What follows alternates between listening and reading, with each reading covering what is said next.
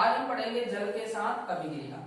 H block के जो element होते हैं ये जल के साथ अभिक्रिया करके बनाते हैं हाइड्रोक्साइड। ठीक, एम और जो मेटल है वो काय के फॉर्म में होती है, सॉलिड फॉर्म में, और H2O लिक्विड, तो ये बना लेगा MOH। ठीक, इसी को हम क्या बोलेंगे, मेटेलिक हाइड्रोक्साइड।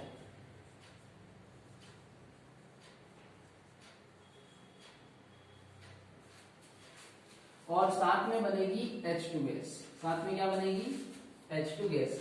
अब ये M की जगह पर आप ये फर्स्ट ग्रुप की बात कर रहे हैं अपन, तो M की जगह पर आप लिथियम ले सकते हो, सोडियम, पोटेशियम, रुबिडियम, सीजियम, इन एलिमेंट को आप ले सकते हो। ठीक, अच्छा, इसके बाद यदि हम जल के साथ क्रियाशीलता की बात करें तो जल के साथ जो क्रियाशीलता है वो नीचे जाने पर बढ़ेगी।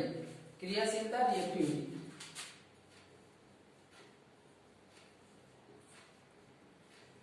रिएक्टिविटी नीचे जाने पर बढ़ेगी।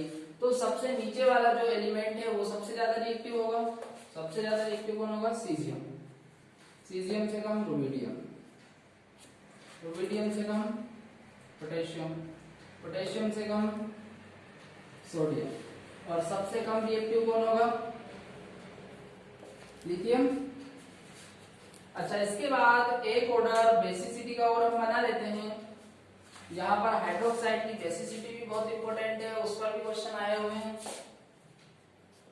तो आप ध्यान रखना नीचे जाने पर जो बेसिसिटी है वो भी बढ़ती है। नीचे वाले एलिमेंट का जो हाइड्रोक्साइड होता है उसकी बेसिसिटी ज्यादा होती है।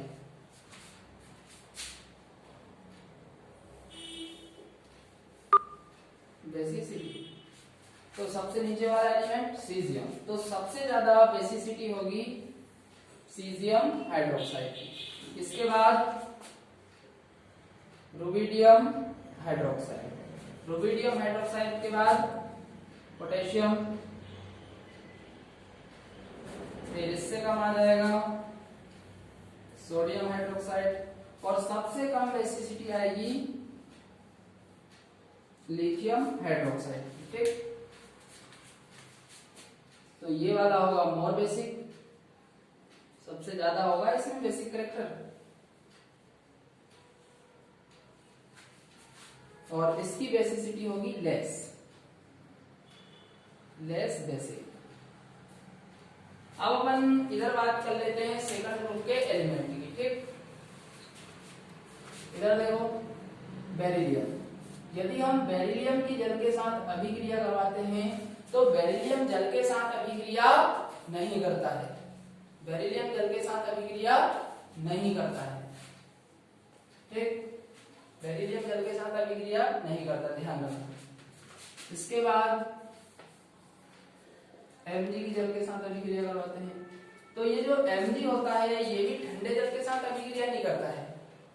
ये कौन से जल के साथ अभिक्रिया करता है, गर्म जल के साथ, क्योंकि ये कम रिएक्टिव है। बेरिलियम तो इतना कम रिएक्टिव है कि वो गर्म जल के साथ भी अभिक्रिया नहीं करेगा। पर ये जो Mg है नीचे है ग्रुप में, तो इसकी रिएक्टिविटी थोड़ी ज्यादा है इसके कंपेयर में बेरिलियम, तो ये गर्म जल के साथ ये अभिक्रिया कर लेता है। तो ये बन जाएगा MgOH का होल ट्वाइस, तो ये तो हाइड्रोक्साइड हो गया, और साथ में बन जाएगी H2 गैस।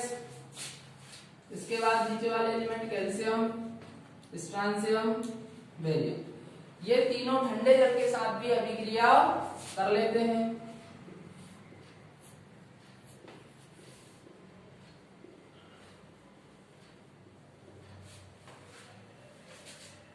ये वाला बनाएगा CaOH का होल ट्वाइस बन जाएगा, और साथ में H2, ये वाला SrOH का होल ट्वाइस, और साथ में H2, PaOH का होल ट्वाइस, और साथ में बन जाएगी H2। अच्छा, यहाँ पर भी यदि हम रिएक्टिविटी देखें तो देखो ग्रुप में नीचे जा रहा है, ग्रुप में नीचे जा रहे हैं beryllium, magnesium, calcium, strontium, barium. तो ग्रुप में जब आप नीचे जाओगे तो ग्रुप में नीचे जाने पर रिएक्टिविटी बढ़ती है। तो जल के साथ भी नीचे जाने पर रिएक्टिविटी बढ़ेगी।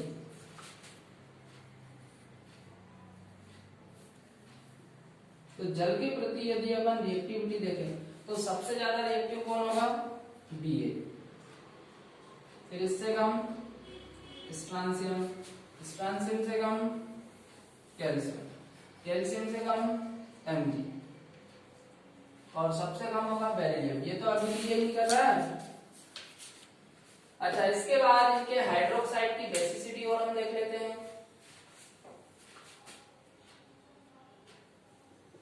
बेसिसिटी, तो ये जो बेसिसिटी भैया ये भी नीचे जाने पर पड़ती है। मतलब जिसके हाइड्रोक्साइड में जिस मेटल में मेटेलिक करेक्टर ज्यादा होगा, जैसे यहाँ पे अपन देखें तो beryllium, magnesium, calcium, strontium, barium, सबसे ज्यादा मेटेलिक करेक्टर किसमें है? बेरियम में।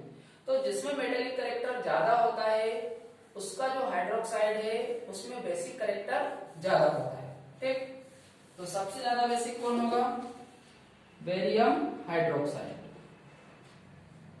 फिर इससे कम स्ट्रांसियम, फिर इससे कम कैल्शियम, और कैल्शियम से कम, कैल्शियम हाइड्रोक्साइड से कम आ जाएगा मैग्नीशियम हाइड्रोक्साइड, और इससे भी कम आ जाएगा बेरिलियम हाइड्रोक्साइड। अच्छा, एक बात ध्यान रखना, ये जो बेरिलियम हाइड्रोक्साइड है ये एम्फोटेरिक होता है। एम्फोटेरिक, एम्फोटेरिक का मतलब ये है कि ये अम्ल और क्षार दोनों के साथ अभिक्रिया करेगा। अम्ल के साथ भी अभिक्रिया करेगा और क्षार के साथ भी अभिक्रिया करेगा।